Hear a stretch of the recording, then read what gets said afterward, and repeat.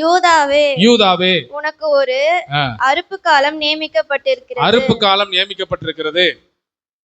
போதும். யூதாவே உனக்கு ஒரு அறுப்பு காலம் நியமிக்கப்பட்டிருக்கிறது. ஹார்வெஸ்ட் டைம், ஹார்வெஸ்ட் டே.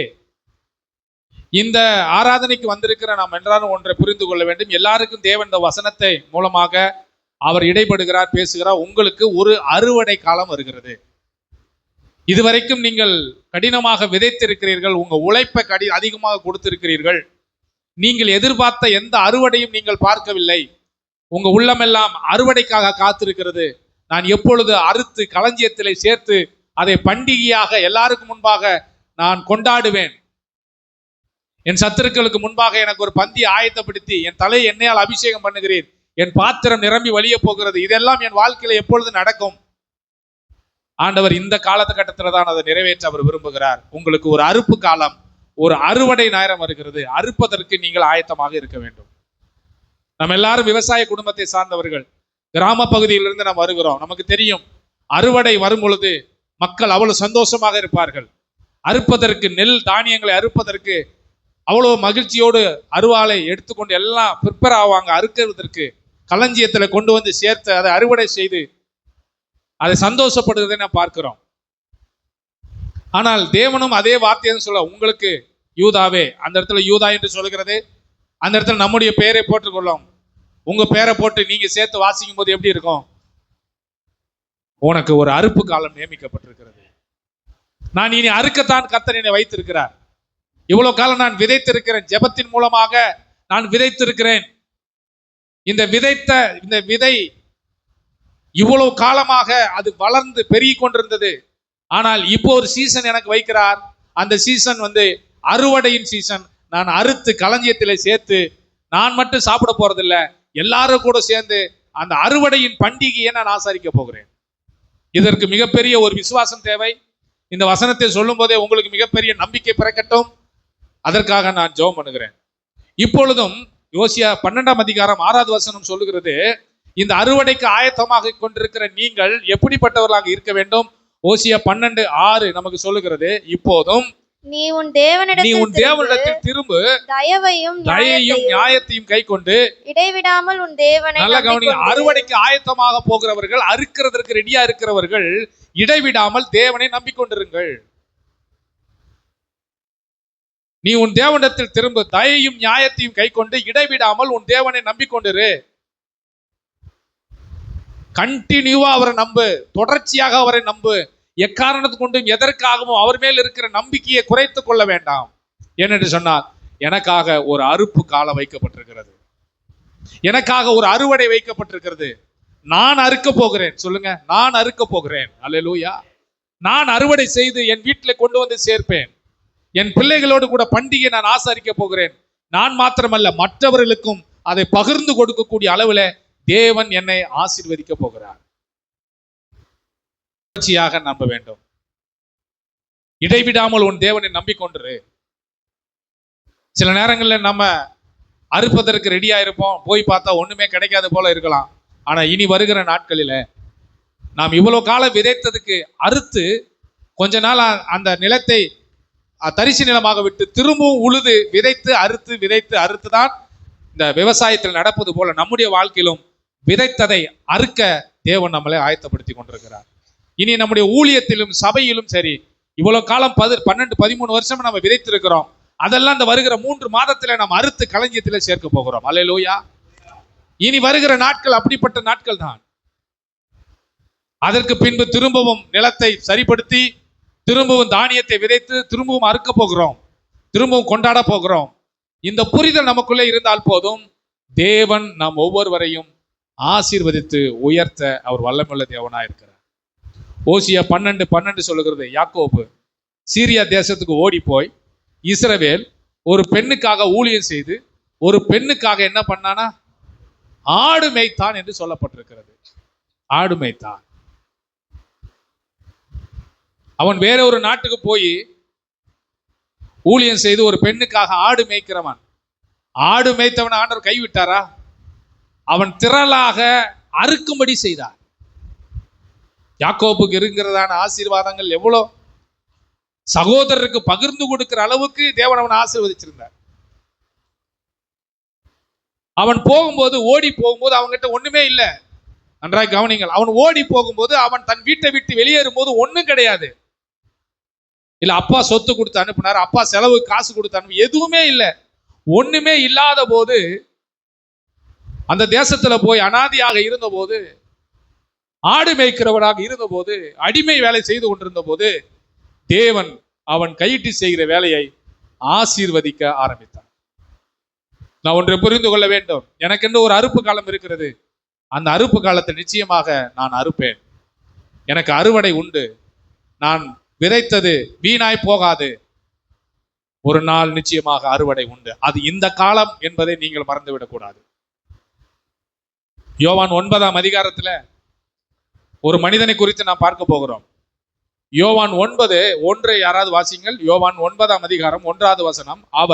அவர் அப்புறம் போகையில் பிறவி குருடனாகிய ஒரு மனுஷனை கண்டார். அவர் ஒரு இடத்துக்கு போகிறார். யார் அவர்? அவர்தான் இயேசு கிறிஸ்து.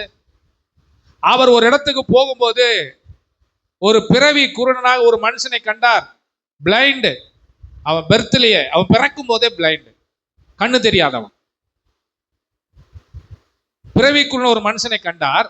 வாசிக்கலாம். அப்பொழுது அவருடைய சீஷர்கள் அவரை நோக்கி, ரபி, இவன் குருடனாய் பிறந்தது யார் செய்த பாவம்? இவன் செய்த பாவமோ, பெற்றவர்கள் செய்த பாவமோ என்று கேட்டார்கள். இவன் குருடனாய் இருப்பது, இவன் கஷ்டப்படுவது. நன்றாய் கவனி. குருடன் என்று சொன்னால் வெறும் கண்ணு தெரியாதவனை மட்டும் இங்க நம்ம பார்க்க கூடாது.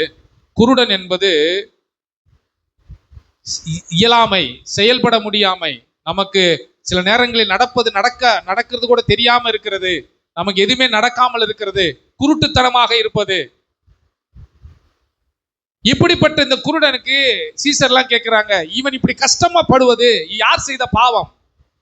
இன்றைக்கு நீங்கள் துன்பத்தில் இருப்பது, நீங்கள் கஷ்டப்படுவது, சிலதை எதிர்பார்த்து கிடைக்காம இருப்பது, இவர்கள் யார் செய்த பாவம்? இவன் செய்த பாவமா, இவர்கள் பெற்றோர்கள் செய்த பாவமா என்று கேட்கிறார்கள். ஊழியத்தில் வளர்ச்சி இல்லாமல் இருப்பது யார் செய்த குற்றம்? இந்த பாஸ்டர் செய்த குற்றமா? அவர் இப்படி எல்லாம் கேட்பார்கள். இன்னைக்கு இவ்வளவு நீ கஷ்டப்படுறியே, ஆண்டவரை நம்பி இவ்வளவு கஷ்டப்படுறியே, நீ ஏதாவது பாவம் செஞ்சிருப்ப. யோபுட்ட சிநேகிதர்கள் கேட்கிறாங்க, சும்மாவா ஆண்டவர் தண்டிப்பாரு, நீ ஏதாவது தப்பு பண்ணிருப்பேன்னு கேட்கிறாங்க. அதை தான் இங்க குருடனை பார்த்து கேட்கிறாங்க, இவன் குருடனாய் பிறந்தது இவன் செய்த பாவமா, இவன் பெற்றவர்கள் செய்த பாவமா என்று கேட்ட போது இயேசு ஒரு வார்த்தையை சொல்லுகிறார். வாசிக்கலாம். இயேசு பிரதியுத்தரமாக, அது இவன் செய்த பாவம் அல்ல, இவன் செய்த பாவம் அல்ல, இவனை பெற்றவர்கள் செய்த பாவம் அல்ல, தேவனுடைய கிரியைகள் இவனிடத்தில் வெளிப்படும்படியாக இப்படி பிறந்தான். நல்லா கவனிங்க. இன்னைக்கு நான் படுற கஷ்டம் நான் செய்த பாவமா, இல்ல நான் என்னுடைய பெற்றோர் செய்த பாவமா? இல்லை, தேவனுடைய நாமம் இவன் மூலமாக வெளிப்படும்படி இவன் இப்படி இருக்கிறான், இன்னைக்கு இப்படி கஷ்டப்படுகிறான், இன்றைக்கு இவன் தேவையோடு இருக்கிறான், இன்றைக்கு இவன் பலவீனத்தோடு இருக்கிறான். எதுக்குன்னா தேவ நாமம் அந்த இடத்துல மகிமைப்பட போகிறது. தேவன் உங்களுடைய கஷ்டத்தின் மத்தியில் வந்து கிரியை செய்து உங்களை அந்த கஷ்டத்திலிருந்து விடுதலையாக்கி எல்லாருக்கும் முன்பாக உயர்த்தி வைக்க போகிறார். அதனால நம்ம படுற கஷ்டம் பாவத்தினால் இருக்குதா அப்படின்னு இங்க இல்ல. இந்த சப்ஜெக்ட் பொறுத்தவரையும். ஆனால் நாம் ஒன்றை புரிந்து கொள்ள வேண்டும். நம்ம படுற சில நேரங்களில் நமக்கு எதிர்பார்ப்புகள், நம்ம விரும்பினது நடக்காத போது நாம் என்ன செய்வோம்? நாம கர்த்தருக்கு பிரியம் இல்லாம நடக்கிறோமோ? இல்லைங்க, நீங்க கர்த்தருக்கு பிரியமா தான் நடக்கிறீங்க. அப்ப ஏன் உங்களுக்கு நடக்கல? தேவன் ஏதோ ஒரு கிரியை செய்வதற்காக இவன் பிறந்திருக்கிறான். தேவ நாம மகிமைப்பட போகிறது, அதற்காக தான் இவன் பிறந்திருக்கிறான். பொதுவா குருடனா பிறந்த என்ன, உலகத்தை பார்க்க முடியாது, வேறு நபரின் உதவி இல்லாமல் எந்த இடத்துக்கும் போக முடியாது குருடனா இருந்தா. இப்போ நம்ம சூழ்நிலைகள் அப்படி இருக்கும், யாருடைய ஹெல்ப் இல்லாம என்னால வாழ்க்கை நடத்த முடியல அப்படின்னு நீங்க நினைக்கலாம். தனக்கு தேவையானது எதுவும் வாங்க முடியாது. குருடன் என்ன பண்ணுது? தனக்கு தேவையான எதையும் போய் அவனால என்ன பண்ண முடியாது, எதையும் வாங்க முடியாது. அது போலதான் நம்முடைய வாழ்க்கை இருக்கலாம். எனக்கு தேவையானதை என்னால போய் வாங்க முடியல, யார்கிட்டயாவது சொல்லி எனக்கு வாங்கி கொடுங்க, இதை வாங்கி கொடுங்கன்னு கேட்க வேண்டிய சூழ்நிலை தான் இருக்கிறது. இந்த நிலை எப்போ மாறும்? நான் எப்போ போய் எனக்கு தேவையானதை வாங்கி கொள்ள போகிறேன்? ஆசைப்பட்ட இடத்துக்கு தானாக போக முடியாது குருடனுக்கு. அவன் ஆசைப்பட்ட இடத்துக்கு தானா போயிட முடியுமா? போக முடியாது. யாராவது ஒருத்தருடைய உதவி தேவை. அப்படி இல்லைனாலும் ஒரு ஸ்டிக்குடைய உதவியாவது தேவை ஒரு இடத்துக்கு போறதுக்கு.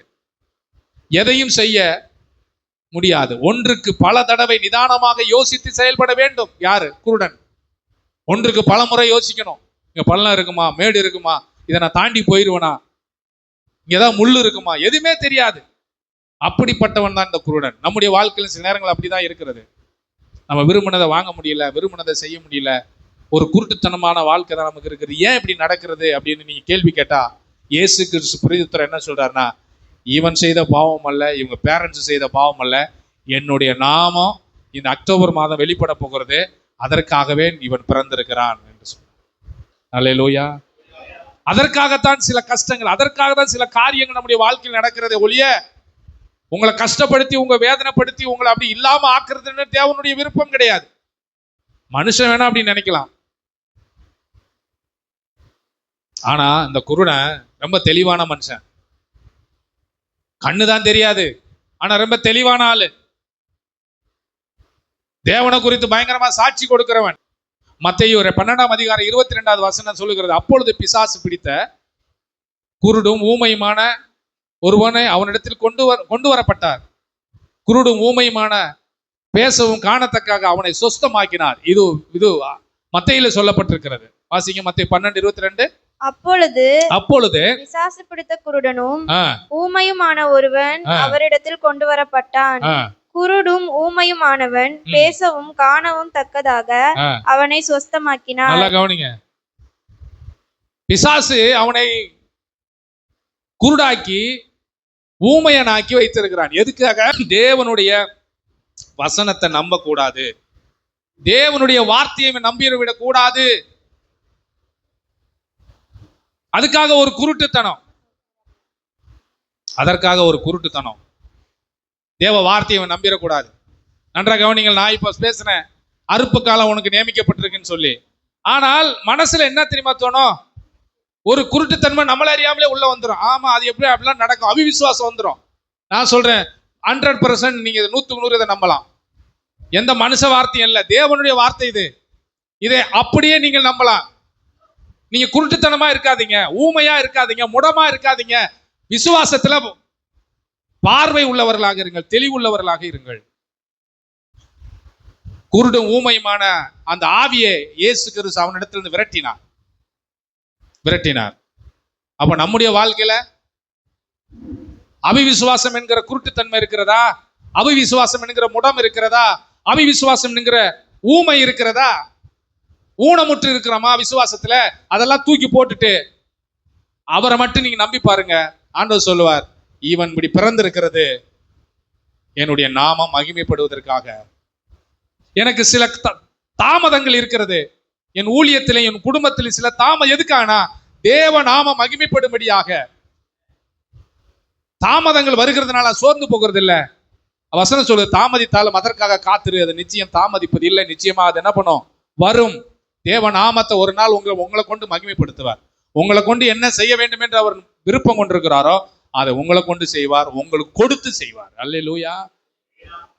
கொடுத்து செய்வார். லூக்கா 18ஆம் அதிகாரத்தை சொல்லுது, பின்பு அவர் எரிகோவுக்கு சமீபம் வரும்போது ஒரு குருடன் வழியேறி உட்கார்ந்து பிச்சை கேட்டுக் கொண்டிருக்கிறான். இங்கேயும் குருடன் தான். பிச்சை கேட்டுக் கொண்டிருந்தவன், தாவீதின் குமாரனே எனக்கு இறங்கும் என்று கேட்டான். தேவன் இறங்கி அவர்களுக்கு ஒரு அற்புதத்தை செய்தார். ஆனா சிலர் நம்முடைய வாழ்க்கையில அவிவிசுவாசம் என்கிற குருட்டு தன்மைக்குள்ள நாம் இருக்கிறோம். நம்மை விட்டு எடுத்து போட்டு விட்டு ஒரு வெளிச்சத்துக்குள்ளே நாம் வருவோமாக. அப்படி நாம் வெளிச்சத்துக்குள்ளே வரும்போது தேவன் நம்மளை இன்னும் விசுவாசத்தோடு இருக்கும்போது நம்ம அறுப்பதற்கு தேவன் நமக்கு விளைச்சலை கட்டளையிடுவார். மத்தேயு 15ஆம் அதிகாரம் 14வது வசனம் சொல்லுகிறது, அவர்களை விட்டு விடுங்கள், அவர்கள் குருடருக்கு வழிகாட்டுகிற குருடராய் இருக்கிறார்கள். குருடனுக்கு குருடன் வழிகாட்டினால் இருவரும் குழியிலே விழுவார்களே என்றான். குருடனுக்கு வழிகாட்ட முடியுமா? சொல்லுங்க, குருடனுக்கு வழிகாட்ட முடியுமா? ஒரு குருடன் ஒருவனுக்கு பார்வை நல்லா தெரிஞ்சாதான், பார்வை நல்லா தெரிஞ்ச குருடனை சரியான வழியில கொண்டு போய் விடுவான். இப்ப அப்படிதான் வசனம். இந்த குருட்டுத்தன்மை நம்மளை விட்டு விலக வேண்டும். தேவன் நமக்கு நல்ல பார்வையை கொடுத்திருக்கிறார். தேவன் நமக்கு நல்ல விதமான நன்மைகளை நமக்கு தந்திருக்கிறார். குருடனுக்கு குருடன் வழிகாட்டினால் இருவரும் பள்ளத்திலே விழுந்து விடுவார்கள். அப்போ நாம் எதுல தெளிவா இருக்க வேண்டும் என்று வசனம் சொல்லுகிறது? 2 கொரிந்தியர் 4:4, தேவனுடைய சாயலா இருக்கிற கிறிஸ்துவின் மகிமையான சுவிசேஷத்தின் ஒளி அவை விசுவாசில் அவர்களுக்கு பிரகாச பிரபஞ்சத்தின் தேவனானவன் அவருடைய மனதை குருடாக்கினான். நல்லா கவனிங்க, வசனம் நிறைய ஏகப்பட்ட வாக்கு தத்தங்கள் இருக்குது. இதெல்லாம் நம்முடைய வாழ்க்கையில வந்து நடக்காதபடிக்கு பிசாசானவன் அவனுடைய மனசை என்ன பண்ணினா? Blind the mind. நம்முடைய மனசை, நம்முடைய மைண்டை அவன் பிளாக் பண்ணிட்டான். அதெல்லாம் நீ நம்பாத, அப்படிலாம் உனக்கு நடக்காது. அவரெல்லாம் சும்மா சொல்றாரு, அறுப்பு காலம்லாம் உனக்கு ஒன்றும் வராது, இதெல்லாம் நடக்காது எப்படின்னு சொல்லி நம்மளை குருட்டாட்டமாக, முடவனாக, ஊமையனாக பிசாசு மாற்றத்துக்கு விரும்புறான். நீங்க ஊமையனா இருக்கக்கூடாது, நீங்க முடமா இருக்கக்கூடாது, நீங்க காது கேளாதவனா இருக்கக்கூடாது, நீங்க கண்ணு தெரியாதவர்களா இருக்கக்கூடாது. மனதை குருடாக்குகிறவன் பிசாசு. நம்ம மனசுல அந்த வசனத்தை விசுவாசிக்க கூடாதுபடி அப்படியே போட்டு அதை வந்து சமாதி ஆக்கிடுவான். ஒன்றும் இல்லை, தோண்டி புதைச்சிருவான். ஆனா நீங்க ஒண்ணு நம்பணும், நான் நீ கஷ்டப்பட்டாலும் நான் இன்னைக்கு குருடனா தான் இருக்கிறேன், ஆனா அந்த குருட்டுத்தன்மை என்னை விட்டு விலக்கி தேவ நாம என் மூலம் மகிமைப்பட போகிறது. எனக்குன்னு செய்யறத எனக்கு செய்வார், என் பிள்ளைகளுக்குன்னு செய்யறத பிள்ளைகளுக்கு செய்வார், நிச்சயம் செய்வார். எபேசியர் 1:19 சொல்லுகிறது, தம்முடைய வல்லமையினாலே மகா மேன்மையான மகத்துவம் என்னதென்றும் நீங்கள் அறியும்படிக்கு அவர் உங்களுக்கு பிரகாசமுள்ள மனக்கண்களை கொடுக்க வேண்டும் என்று நான் வேண்டிக் கொள்கிறேன். என்ன எப்படிப்பட்ட மனக்கண்கள் வேணும் சொல்லுங்க? பிரகாசமுள்ள மனக்கண் உங்களுக்கு வேண்டும். அப்படின்னு என்ன? Mighty power. வசனத்தை விசுவாசிக்கிறதுக்கு பிரகாசமுள்ள மனக்கண் உங்களுக்கு தேவை. அறுப்பு காலம் என்று சொல்லுகிறோம், வனாந்தரத்தில் மேய்ச்சல் உண்டாகும் என்று சொல்லுகிறோம், உன் பேரை பெருமைப்படுத்துவார் என்று சொல்லுகிறோம். ஆனால் எல்லாமே பார்த்தீங்கன்னா முடமாகவே இருக்கிறது, கண்ணு தெரியாது, குருடனை போல இருக்கிறோம். ஆனால் நாம் ஒன்றை புரிந்து கொள்ள வேண்டும், இந்த வசனம் சத்தியம் உள்ளது, இந்த வசனம் ஜீவன் உள்ளது. இந்த வசனத்தை நான் விசுவாசிப்பதற்கு எனக்கு ஒரு மிகப்பெரிய வல்லமை எனக்கு தேவை. அந்த வல்லமையை தேவன் எனக்கு தந்திருக்கிறார் பரிசுத்த ஆவியின் மூலமாக. அதை நான் மனக்கண்ணை கொண்டு என் மனசளவுல, என் சிந்தை அளவுல நான் அதை அப்படியே நம்ப வேண்டும். அல்லேலூயா சொல்லுவோமா? அப்படியே விசுவாசிக்க வேண்டும். அதுல எந்த விதமான கேள்விக்குறியும் நான் அந்த இடத்துல போடக்கூடாது. இது எப்படி ஆகும், இது எப்படி நடக்கும், நான் சிறு பையனா இருக்கிறேனே, இது எப்படி நடக்கும், நான் புருஷனை அறிய, அதெல்லாம் தேவையில்லை. அவர் சொல் ஆகும், அவர் கட்டளையிட நிற்கும். அறுப்பு காலம் என்று சொல்லியிருக்கிறேன்னா நிச்சயமா நான் அதை விசுவாசிக்கிறேன். எனக்கு ஒரு அறுவடையை வச்சிருக்கிறாரு, நான் அறுக்க போகிறேன், நீங்களும் அதை பார்க்க போறீங்க. அந்த அறுப்பை சேர்த்த பின் ஒரு பண்டிகை கொண்டாட போகிறோம். அந்த பண்டிகையில ஒரு விருந்து நடக்கும். அந்த விருந்துல நீங்கள் தான் பந்தி விசாரிப்புக்காரர்களாய் மாற போகிறீர்கள். ஒரு அல்லேலூயா சொல்லுமா? அதுபோல நீங்களும் நம்ப வேண்டும். என் சத்துருக்களுக்கு முன்பாக எனக்கு ஒரு பந்தி ஆயத்தப்படுத்துவார். வசனம் மட்டும் அப்படி எழுத்தாவே இருக்கணுமா? என் வாழ்க்கையில வந்து பலிக்க கூடாதா? என் வாழ்க்கையில வந்து பலிக்கணும் அப்படின்னா நான் என் மன கண்களை பிரகாசம் உள்ளதா மாற வேண்டும். குருட்டுத்தன்மையா இருக்கக்கூடாது, குருட்டுத்தன்மையா இருக்கக்கூடாது. பவுலா தான் எபேசியர் நிருபத்தில் எழுதும்போது சொல்றார், மகா மேன்மையான மகத்துவம் என்னதென்று நீங்கள் அறியும்படிக்கு உங்களுக்கு பிரகாசம் உள்ள மனக்கண்களை கொடுக்க வேண்டும் என்று நான் ஜெபம் பண்றேன்னு சொல்றாரு. இந்த வசனத்தை விசுவாசிக்கிறதுக்கே ஒரு பவர் தேவை, ஒரு சக்தி தேவை. எல்லாரும் இதை விசுவாசிக்க முடியுமா? எல்லாரும் இதை விசுவாசிக்க முடியுமா? நான் வியாதியா இருக்கும் போதுதான் எனக்கு நேரம் ஒரு வசனம் வந்தது, உன் வியாதியை உன்னை விட்டு விலக்குவேன் என்று சொல்லி. அந்த வசனத்தை நான் விசுவாசித்தேன். அந்த வசனம் என்னை ஒரு குறிப்பிட்ட நாட்களுக்கு பின்பு என்னை சுகமாக்கிற்று. அல்லேலூயா. இன்னைக்கு அதனாலதான் உங்க முன்னாடி ஒரு ஊழியக்காரனா நான் நிற்கிறேன். என் வாழ்க்கையில் நடந்தது. இது எப்படி நடக்கும்? இது ஒரு வசனம் தானே, ஒரு எழுத்து தானே? இல்ல, அந்த எழுத்துக்கு மற்ற வசனங்களை விட, மற்ற எழுத்துக்களை விட இயேசு சொன்ன, பிதாவாகிய தேவன் சொன்ன, ஆவியானவர் கொடுத்த வசனம் ஜீவனுள்ளதாய் இருக்கிறது. நான் இதை அப்படியே விசுவாசிக்க வேண்டும். இங்க வந்து என்னுடைய குருட்டுத்தனத்தை, முடவத்தை, ஊமையனாக, செயல்பட முடியாதவனாக நான் பேசக்கூடாது. நான் அப்படியே நம்புகிறவனாக இருக்க வேண்டும். உதாரணத்துக்கு இயேசு கிறிஸ்து நம்ம பார்க்கிறோம். யோவான் 12ஆம் அதிகாரம் 37 எல்லாரும் எடுத்துக்கொள்வோம். யோவான் 12:37 யாராவது ஒருத்தர் வாசிங்க. யோவான் 12.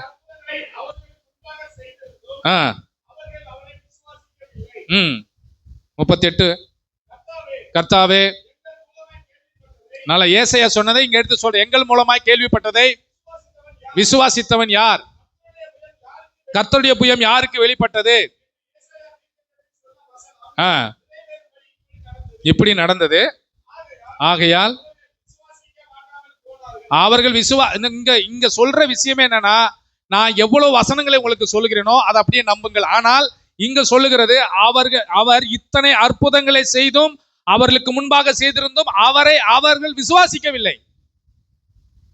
ஏசாயா சொல்ற, எங்கள் மூலமாய் கேள்விப்பட்டதை விசுவாசித்தவன் யார்? விசுவாசித்திருந்தா என்னைக்கும் அவங்க நல்லா இருந்திருப்பாங்க. வசனத்தை இவங்க விசுவாசிக்கல அப்படின்னு சொல்றாரு. அப்போ நாம் வசனத்தை விசுவாசிப்பதற்கு நமக்கு ஒரு பிரகாசமுள்ள மனக்கண் தேவை. எந்த கேள்வியுமே கேட்காம அந்த வசனத்தை நீங்க நம்புங்க, நிச்சயமாக அது உங்களுக்கு நடக்கும். எந்த கேள்வியுமே கேட்காம என்கிட்ட ஒரு விதையை கொடுத்து நான் மண்ணுக்குள்ள ஊண்டி வச்சேன். எந்த கேள்வியும் கேட்கல. எனக்கு தெரியும், இந்த விதையை பார்த்தாலே தெரியுது இது கண்டிப்பா என்ன பண்ணும், முளைக்கும். ஊண்டி வச்சேன். ஊண்டி வச்சதுக்கு அப்புறம் ஒரு 7 நாள்ல அந்த விதை முளைத்து வெளியே வந்தது. வந்த பின்பு பக்கத்திலே பார்க்கிறேன், களைகளும் வருகிறது. களையை நான் இப்ப எடுக்கிறேன். எடுக்க செடியை விட களைதான் பெருசாக வளர்கிறது. களைக்கு நான் எந்த விதமான ஊட்டச்சத்தும் கொடுக்கவில்லை. களைக்கு நான் விதை விதைக்கவில்லை.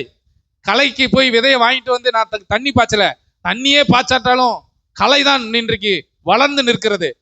எல்லாம் எவ்வளவோ களை எடுத்து பார்க்கிறேன். திரும்ப வெட்டுகிறேன். மண்வெட்டி வச்சு கோபத்துல வெட்டுகிறேன். வேரோட புடுங்குறேன். திரும்பவும் வருகிறது. யார் இந்த களையை விதைக்கிறது? எவன் கொண்டு வந்து இந்த களைக்கு விதையை போடுறான்? தெரியல. பிசாசு அப்படிதான். களையை பற்றி ஓமையில நீங்க படிச்சும் போது சொல்றோம், நான் நல்ல விதையல்லவா விதைச்சேன், இந்த களைகளை விதைத்தவன் யார்? நாங்கள் போய் களைகளை எடுத்து விடவா? அப்போதான் ஆண்டவர் சொல்வார், நீ ஒன்றும் களை பிடுங்க வேணாம், உனக்கு பிடுங்க தெரியாது, எடுக்க தெரியாது, நீ களை எடுக்கிறன்னு சொல்லிட்டு நல்லதையும் எடுத்துக்கிடுவா, விட்டு வளரட்டும். நான் வரும்போது முதலாவது தூதனை அனுப்பி என்ன பண்றேன், களையெல்லாம் பிடுங்கி கட்டா கட்டி நான் அக்கினில சுட்டரிச்சு கோதுமையா களஞ்சியத்துல சேர்த்துக்கிறேன்றாரு. இன்றைக்கு அப்படிதான். நல்ல வசனத்தை, நல்ல விதையை நம்ம கொடுக்குறோம். கொடுத்துட்டு இருக்கும் போதே பிசாசு என்ன பண்ணுவான்னா, களையை அப்படியே விதைச்சிக்கிட்டே வருவான். இப்ப விதைக்க மாட்டான். வீட்டுக்கு போனதுக்கு அப்புறம் திங்கக்கிழமை, செவ்வாய்க்கிழமை, புதன்கிழமை களையை விதைச்சிருவான். விதைச்சானா அறுப்பு காலன்னு பேசினாரு, அதை மறந்துடுவீங்க. நீங்க என்ன பேச ஆரம்பிச்சிருவீங்க, ஒரே அருவியா இருக்கு வீட்டுல, ஒரே நிம்மதியே இல்லை. அதை தான் இங்க அறுப்பு காலன்னு கேட்டு போனோமே, ஏன் அந்த 7 வாரமா அதை ஏன் நீங்க யோசிக்க கூடாது? யோசிக்க விட மாட்டான். களையை தான் விதைச்சாச்சு. களை எடுத்தாச்சுங்க. களை எடுத்ததுக்கு அப்புறம் பூச்சி அடிக்குதுங்க. களையை பிடிங்கிட்டு நல்லா மண்ணு வச்சு எல்லாம் பண்ணியாச்சு. திரும்ப போய் செடியை பார்க்குற, பூச்சி அடிச்சிருக்கு. இலையெல்லாம் அப்படியே வாடி வதங்கி போயிருக்கு. பிரசங்கத்தை நான் பண்றேன் சபை விசுவாசிகளுக்கு, உங்களுக்குள்ள களை எடுக்கிறேன். அடுத்த வாரம் வீடு விசிட்டிங் வரும்போனா இலை மடங்கி இருக்கு பாரு, முகம் வாடி இருக்கிறது. எனக்கு புரியல, நல்லா தானே இருந்தாங்க, ஏன் முகம் வாடலா இருக்குது? பூச்சி மேல தெரியல, பூச்சி இலைக்கு அடியில இருக்குது, இத்தனோனா இருக்குது. லென்ஸ் வச்சு பாக்குறேன், ஓ இந்த பூச்சி தான் இந்த இலையெல்லாம் அரிக்குது. இதுக்கு ஒரு ஸ்ப்ரே அடிக்கணும். என்ன பண்ணோம், அடிக்கணும். அதுக்கு எங்க போறது? போய் கேட்டு பாக்குறேன். இந்த மாதிரி போட்டோ எடுத்துட்டு போய், இந்த பாருங்க நான் ஒரு செடி வச்சேன், இது பூச்சி அடிச்சிருக்கு, இதுக்கு ஏதாவது மருந்து இருக்கா? அவன் ஒரு மருந்து எடுத்து கொடுக்குறான், இதை போய் அடிங்க சார், நின்று செத்து போயிடும். அதே கொண்டு வந்து தண்ணியில கலக்கி ஒரு ஸ்ப்ரே பாட்டில் வாங்கி உள்ள ஊற்றி அடிச்சிடறேன். 2வது நாள் பார்க்குறேன், எல்லா பூச்சியும் இல்லை. இப்போ செடி பார்த்தேன்னா அப்படியே பச்சை பசேல்னு இருக்குது. ஆனால் அதுக்கு முன்னாடி அந்த செடி தாக்கப்பட்டதை பார்த்தீங்கன்னா அங்கங்கே ஓட்டையா இருந்துச்சு. இலையில சுருண்ட செடியெல்லாம் இப்போ நிமிர்ந்து நிற்கிறது. இதுதான் எங்களுடைய வேலை. உங்களை களை எடுக்கணும், உங்களுக்கு பூச்சி மருந்து அடிக்கணும், திரும்பி மண்ணை அணைக்கணும், திரும்பி களை வரும், திரும்பி களை எடுக்கணும். களை எடுக்கும்போது சில நேரங்களில் நல்ல செடி கூட அப்படி பேர்ந்து வரும். திரும்ப அதை அப்படியே வச்சு அப்படி மேக்கப் பண்ணி ஒட்டணும். எது வரைக்கும்? கனி கொடுக்கிற வரைக்கும். அதோட முடிஞ்சிருதா? அந்த கனிக்குள்ளோட பூச்சி போவோம். அந்த கனிக்குள்ளேயும் சில புழுக்கள் உள்ள போயிடும். அதையும் பார்க்கணும். இதெல்லாம் பார்த்து அவர் எஜமானன், அவர் தான் தோட்டத்துக்கு சொந்தக்காரர். அவர் வரும்போது அப்படியே கொண்டு போய் கூட நிறைய உங்களை சேர்த்து கொண்டு கொடுக்கணும். இவ்வளவு வேலை இருக்கு எங்களுக்கு. ஆனா இந்த வேலையை செய்யறதுக்கு நாங்க முயற்சி எடுக்கும் போதுதான் அந்த இலை மேல அந்த பூச்சி மருந்து அடிக்கும் போதுதான் அந்த அந்த அந்த இலைக்கு என்ன பண்ணுது, கொஞ்சம் கஷ்டமா தெரியுது. ஒரு மாதிரி பேட் சுமல் அடிக்குது. அந்த பூச்சி மருந்து அடிச்சா அந்த அந்த அந்த கெட்ட சுமலை நீ மோந்து பார்த்தாதான் உன் மேல எந்த பூச்சி வராது, உட்காராது, நீ நல்லா இருப்ப. அப்ப இதைதான் ஆண்டவர் நம்ம இடத்துல எதிர்பார்க்கிறார். வசனத்தை கேட்டுட்டு மட்டும் நீங்க போறதில்ல, உங்களுக்குள்ள களை முளைக்கும், பூச்சி அடிக்கும். எப்படி இலை சுருட்டு புழு குருத்து புழுலாம் இருக்கு தெரியுங்களா? விவசாயம் பண்ணா தெரியும். உள்ளேயே தெரியாது. குருத்து புழுன்றது வெளியில தெரியாது. அந்த தண்டு இருக்கு பார்த்தீங்களா, தண்டுக்குள்ளேயே வேலை செய்யும், அரிச்சுக்கிட்டே போகும், நமக்கு தெரியாது. நம்முடைய உள்ளத்துல அப்படிதான். வெளியில பாக்குறதுக்கு நல்லா சிரித்த முகத்தோடு இருப்போம், ஆனா உள்ளுக்குள்ள ஒரு அரிப்பூச்சி அரிச்சுக்கிட்டே இருக்கும், நமக்கே தெரியாது. அவிசுவாசம். இது எல்லாத்தையும் தூக்கி போட்டுட்டு நீங்க முழுவதுமாக தேவனுக்கு ஒப்பு கொடுத்து, நான் தான் ஒரு விவசாயி, நீங்க தான் தோட்டத்தில் இருக்கிற செடிகள், இந்த விவசாயி என்ன வேலை, என்ன உங்க மேல மருந்து அடிச்சாலும் என்ன தெளிச்சாலும் சந்தோஷமா ஏத்துக்கிட்டீங்கன்னா நீங்க நல்லா இருப்பீங்க. அல்லேலூயா. ஆமா, அதனாலதான் வசனம் சொல்லுங்க, நீதிமான் என் தலையில கொட்டுனா எனக்கு எப்படி இருக்கும் சொல்லுங்க? சந்தோஷமா இருக்கும்.